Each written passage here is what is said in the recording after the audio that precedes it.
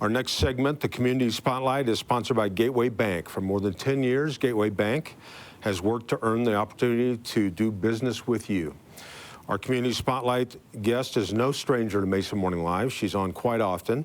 She's been actively working with the elderly community for many years.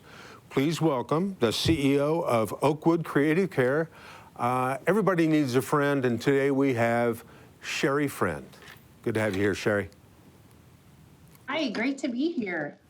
Welcome, and you've been doing some tremendous work at Oakwood in these challenging times. Boy, who knew? I don't know how many years have you been in this industry? Don't ask a question like that. It's been 22 years now. Yeah, see, time flies, doesn't it? 22 years ago, they didn't teach you how to plan for things like pandemics and how to get through this. So what's going on at Oakwood? How are you handling this? No, this is definitely unprecedented. Haven't seen anything like this before. So we are a day club. We have 2 day clubs in Mesa. And when the pandemic hit, we did shut down originally for a couple of months. We shut down in person, but we actually opened up a whole new way of doing what we do and began doing classes virtually. So you can take an art class with one of our dementia teachers, a cognitive history class, music therapy, you name it, and you can do it from your living room. That's amazing. And you know what? You said music therapy. It made me think of it, and the fact that Blaine is sitting right here. I know it's been well documented that a lot of elderly people, they may forget a lot of things, but boy, when they start hearing, you know, the old saying, that's our song. Couples hear that song and it takes them back, and they remember the words and the dance that went with it, and it's pretty amazing. And I know you guys do a lot of that kind of stuff at Oakwood.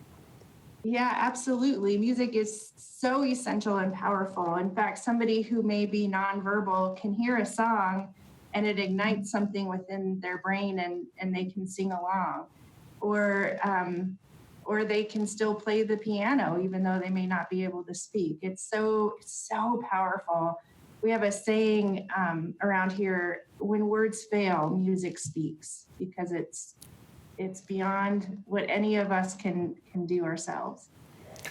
Well, I know Oakwood's an amazing place. I've had the privilege of being there a couple of times.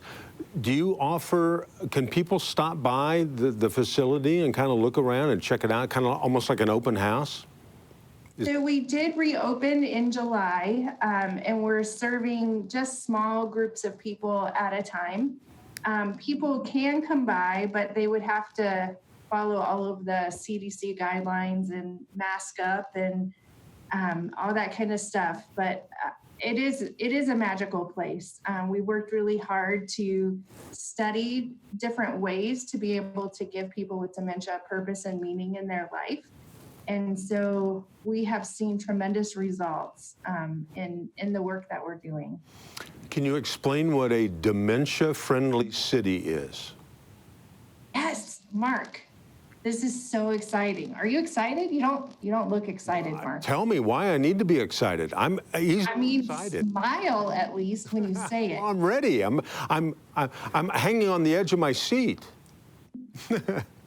So, the Mesa Chamber of Commerce, the Aging and Healthcare Committee, has worked together to get certified to be a dementia-friendly city. This is big news, Mark. Yes, it is. It's like breaking news on Mesa Morning Live.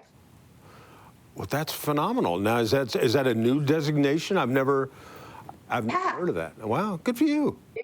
It's new for Mesa. Our friends at the city of Tempe became designated several years ago, and they've done some incredible work. And so we have come together, a collective group, including Craig Ahlstrom and his team, and Glenn, who you'll talk to later. But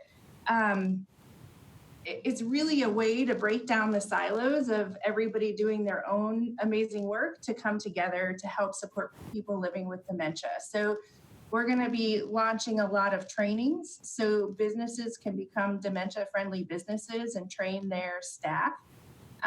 We will be working with restaurants to be able to help them better serve people with dementia within the restaurant.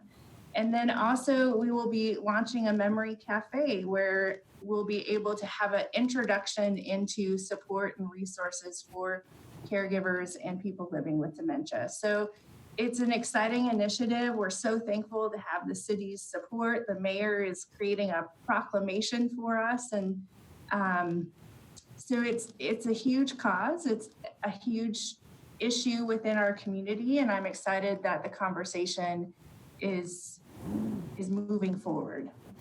That's great. Now, I know Mesa is very at the forefront of a lot of cool stuff. I know the autism designation, and now with this. What can the community that's just maybe watching, tuning in and watching this, what can we do to get involved? We would love to have more folks join the committee and help the task force get these initiatives launched. And then also, if you need support services or resources, you can connect with the chamber for either, and they can get you involved in the committee or help connect you to get resources. Well, now, I don't want you to be modest here, but I know you recently received an award, the Piper Fellowship Award. What's going on there? Tell us about that. So every year, the Piper Trust in Arizona selects a handful of fellows to be able to have a year of a sabbatical and research and study. So when COVID isn't around, you're able to travel all over the world to research and study different initiatives and ways to grow your organization and your own personal development. And so I was selected to be able to do that. So hopefully once this ends, I'll be able to pick that back up and really introduce some more innovation within Oakwood. That's awesome. Well, you mentioned when COVID's not around. Any idea when that's going to happen? Because I'd like to maybe get back to what I used to refer to as my life. Me too, buddy. Me too. Wow. Well, speaking of which, we'll wrap it up with this. What has Oakwood done? You kind of hit on this earlier regarding the pandemic. You've just really locked into the CDC guidelines and kind of mask up Arizona. That's the big catchphrase, I know. Yeah, we're masked up. We worked with an infectious disease expert, created some incredible ways to be able to keep folks safe when they're with us, and it's going awesome. It's great to have them back. We missed them. That's awesome. Well, I don't like the mask personally, but people have told me I'm much more attractive with a full mask.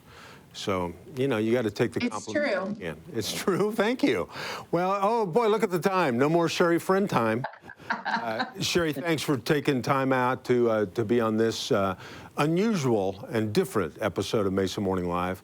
Keep up the good work, and I encourage anybody, if you've not been to Oakwood, check it out. Just stop in and see them, and the people there are really special. So thanks, Sherri. Thank you. Take care. You bet.